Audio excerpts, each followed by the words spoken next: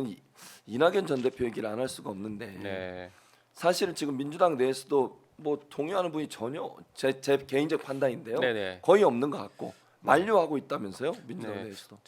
현역 의원들 기준으로는 함께하는 의원이 지금 없는 것으로 알고 있고요. 지금 당내에서 아마 언론에도 좀 나온 것 같은데 예. 당내에서 이낙연 대표를 만류하는 성명을 준비하고 있는데 의원들이 이미 이제 100명 넘게 서명을 한 것으로 알고 있습니다. 그래서 예. 굉장히 많은 수의 의원들이 이낙연 전 대표가 신당 창당하는 것은 지금 하면 안 된다. 안 된다. 우리 검찰 독재를 끝내기 위해서 그렇죠. 민주당이 하나로 민주 세력이 하나로 힘을 합쳐야 된다. 이 얘기를 좀 계속 얘기하고 설득하고 있는 상황이라고 알고 있습니다. 근데 왜 이거 궁금해요.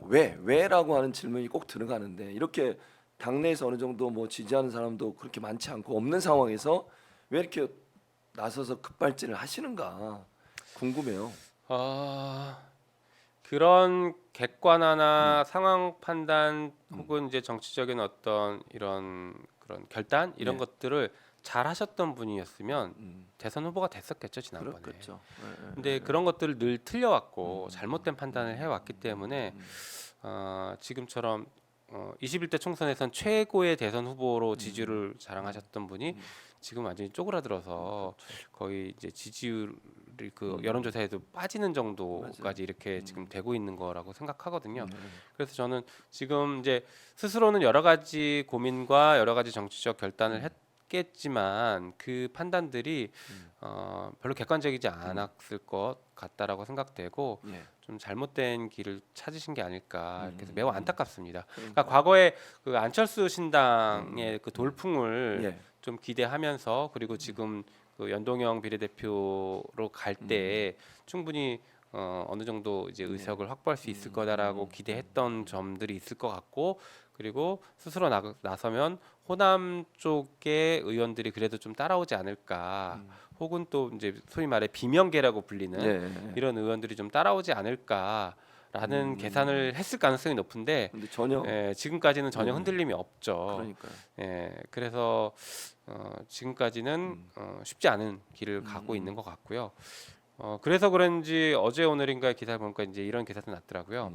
그 자기가 내년 초까지 신당을 내년 초로 얘기한 건 예. 올해 말까지 민주당에게 기회를 준 것이다. 이렇게 또 말씀을 하시더라고요. 예. 그래서 그건 이제 그 얘기를 들으니까 또 저 지지층과 당원들은 이제 막 협박하는 거냐라고 이제 막 이게 분노들을 하시지만 저는 한편으로는 이게 불안함을 표시한 표현하는 거다. 이제 돌아갈 길을 그래도 하나라도 또 더 열어두신 게 아닐까 이렇게 생각하고 있습니다. 그래서 저는 우리 민주당에 그러니까 뭐 지지하건 지지하지 않건 어쨌든간 우리 민주당을 지켜왔고 민주당에서 그랬죠. 쭉 커온 굉장히 그 소중한 당내 어른이거든요. 그렇죠. 예. 그런 분들이 이렇게 위기 상황에서는 오히려 더 좀 진중한 모습, 소위 말해 엄중한 모습을 좀 보여주셔야 되는데 엉뚱한 모습을 보여주고 있어서 그러니까요. 좀 답답합니다.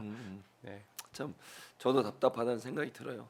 근데 그럼 선거법은 지금 현재 민주당 아직 확정을 안 한 거죠? 어떤 방향으로 갈지를. 네, 확정 안 됐죠. 뭐 논의가 어떻게 진행되고 있습니까? 뭐 논의는 아직 하나로 모아지진 않았고요.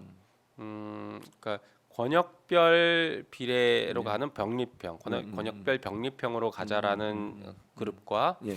또 하나의 그룹은 연동형으로 지금 그대로 현 유지하고 체제. 위성 정당은 만들면 안 된다라는 예. 그런. 이런 흐름들이 이제 나뉘어져 있거든요. 예. 근데 이제 제가 볼 때는 현실적으로는 지금 이 모든 흐름을 놓고 봤을 때 현실적으로는 그 권역별 병립은 법 개정 자체가 어려울 것 같고요. 예. 그렇다라고 하면 선거법 개정 없이 지금 체제로 갈 가능성이 가장 높아 보입니다. 현재로서는. 그렇다라고 하면 뭐 민주당이 위성 정당을 만드냐 안 만드냐의 문제만 남는 것인데 지금 논의되는 가장 현실적인 방안은 위성 정당을 만드는 게 아니라 일종의 그 플랫폼 정당으로 범야권의 빅텐트를 치는 정당으로 과거 민주당의 후보들이 그쪽에 합류하는 방식이 가장 현실적인 방안이 아닐까라고 지금 논의가 되고 있어요. 예. 물론 그것도 이제 다 찬성하는 건 아니고 여러 가지 뭐 찬반론과 여러 가지 의견들이 있죠. 그래서 그건 조금 더 지켜봐야겠지만 현실로는 아마 이제 그쪽인 것 같습니다. 참 좀 어려운 문제예요, 사실. 논란도 네. 많고 네. 그런 상황이라 좀 안타까운데 어쨌든 뭐 그런데 이제 저 예. 선거법 문제에서 예. 아 되게 중요한 문제가 이제 두 가지인데요. 여러 가지 뭐 있겠지만 가장 중요한 문제가 두 가지인데 하나는 저는 민주당이 고민하는 선거제도는 민주당이 승리하는 선거여야 된다. 그렇죠. 이거 너무나 기본이고요. 그렇죠. 특히 저는 민주당의 단독 과반수 이상은 반드시 확보해야 된다고 생각합니다. 당연합니다. 예. 아무리 연합 플랫폼 정당을 만들더라도 민주당의 단독 과반수를 얻지 못하는 이상 그 플랫폼 정당은 진짜 쫙 흩어져 버리고 오히려 여권에 붙어서 그러니까요. 정말 이상하게 흘러갈 수 있거든요. 그러면 우리가 생각하는 검찰 독재를 못 막을 수 있습니다. 그래서 민주당 단독 과반 확보가 저는 정말 절체절명의 중요한 과제라고 생각합니다. 또 하나는 이 대의제의 배신. 예. 뽑아준 국회의원이 뽑아준 사람들을, 그러니까 뽑힌 국회의원이 뽑아준 사람들을 배신하는 정치를 끝내야 되거든요. 이게 지금 진짜 핵심입니다. 대표적인 사건이요. 예. 유호정 의원 유호정 사건입니다. 의원. 정의당에 네, 정의당을 지금 배신하면서 다른 당을 만들겠다고 해요. 그런데 정의당은 또 못 나가겠다고 하고 있어요. 그렇죠. 이거야말로 엄청난 배신 아닙니까? 그리고 비슷한 배신이 저는 이낙연 전 대표도 물론 지금은 의원이 아니지만 이 정치권의 이 배신 행위들 이런 것들이 조정훈 의원. 네, 조정훈 의원도 마찬가지고요. 그래서 이런 것들을 배신하는 것을 어떻게 막을 것인가 뭐 여러 가지 방식이 있겠지만 저는 그래서 정당 정치가 필요한 거거든요. 특정 그 정치인 개인은 얼마든지 상황에 따라서 여러 가지 선택을 하면서 유권자들을 쉽게 배신할 가능성이 있거든요. 그렇죠. 그렇지만 정당은 예. 끊임없이 존속하는 이 정당은 정당의 정책으로 계속 유권자의 심판을 받아야 되기 때문에 그 정책을 쉽게 배신하기 어렵습니다. 그래서 배신하지 않는 정당을 만드는 게 중요하고 예. 정당에서 뽑아준 대표들이 배신하지 않도록 이 당의 어떤 결속력을 굉장히 강하게 잡아둬야 돼요. 근데 이제 안타깝게도 민주당은 이 그림력이 좀 약한 편이죠. 그래서 지금도 뭐 당원들의 평가를 받아서 공천할 때 당원들의 평가를 조금 더 강화하자 이런 여러 가지 논의들이 그래서 나오는 겁니다. 그래야 민주당 내에서도 사실 배신하는 여러 의원들이 있었는데 예. 그런 의원들을 재평가하고 다른 의원들 새로 이제 민주당의 대표 선수로 나가는 사람들이 예. 적어도 당의 정책과 당의 뿌리는 흔들면 안 된다. 그렇죠.